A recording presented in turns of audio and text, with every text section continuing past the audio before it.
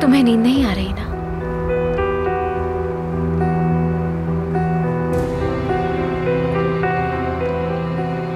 सहर का सुनकर मुझे बहुत अफसोस हुआ, मगर मैं इतनी परेशान नहीं हूं। मैं जानती हूँ वो खुशनसीब है।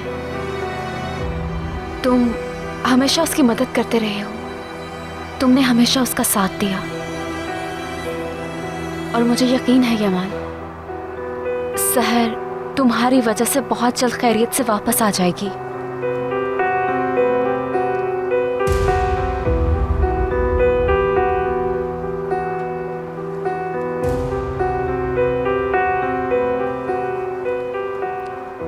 क्योंकि उसके पीछे तुम जैसी ताकत मौजूद है। जो भी कोई तुम्हारे पास आता है हमेशा महफूज रहता है यमान। तुम उससे जरूर ले आओगे। इंसान के आसपास काबिल भरोसा लोग होने चाहिए, जो कि ना तो उससे बेवफाई करे और ना ही उसके खिलाफ कोई साजिश करे।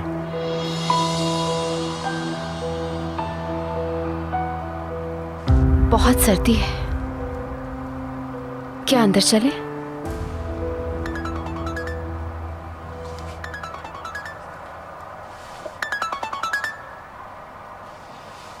हाँ बोलो।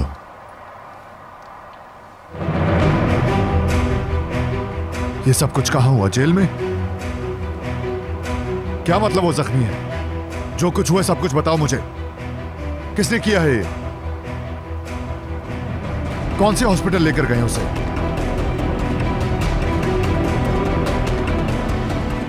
अब वो कैसी है?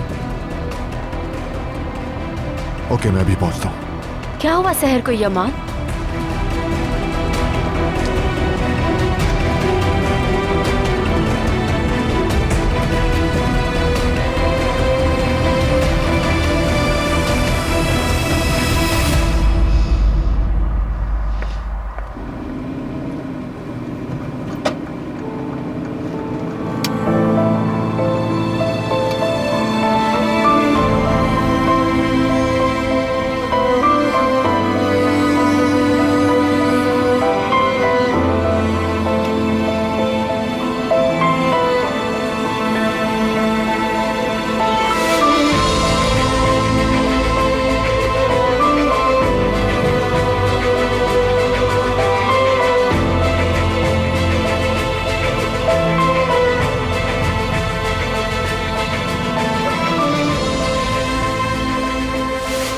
मैं सिर्फ इसलिए घबरा रही हूं क्योंकि यूसुफ मेरे जाने से उदास होगा,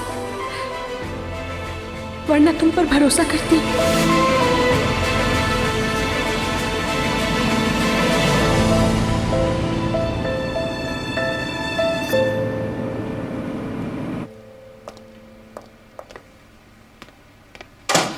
क्या हो गया सोहाल? रात के इस वक्त क्यों जगाया मुझे? सहर लॉकअप में जख्मी हो गई है। सच कह रही हो तुम? कैसे हुआ ये? नहीं मालूम। मैं यमान के साथ टेरेस पे थी, उसके पास एक कॉल आई। वो कॉल सुनते ही जल्दी से चला गया। अल्लाह अल्लाह, जो कुछ हुआ हैरत है मुझे। तुम क्यों परेशान हो रही हो उसके लिए? काश कि आप यमान को खबर सुनते ही जाते हुए देखती। मैंने पूछा सहर को क्या हुआ, बगैर जवाब दिए चला गया। ऐसा लग रहा था कि जैसे उसका सहर के अलावा इस दुनिया में कोई भी नहीं है, कोई नहीं।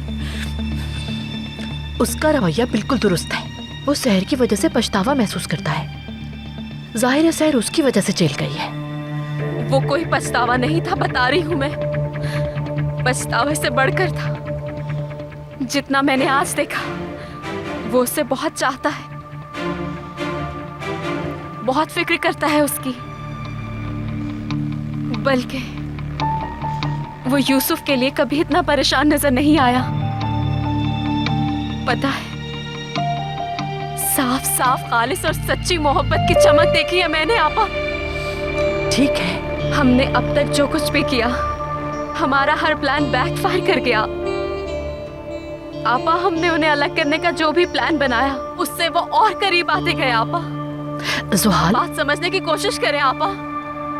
कोई प्लान बनाना होगा, वरना हम यमान को खो देंगे। जुहाल, मैं खो दूंगी उसे। ठीक है, रिलैक्स हो जाओ तुम। परेशान ना हो मेरी जान, मैं सब संभाल लूंगी। ओके?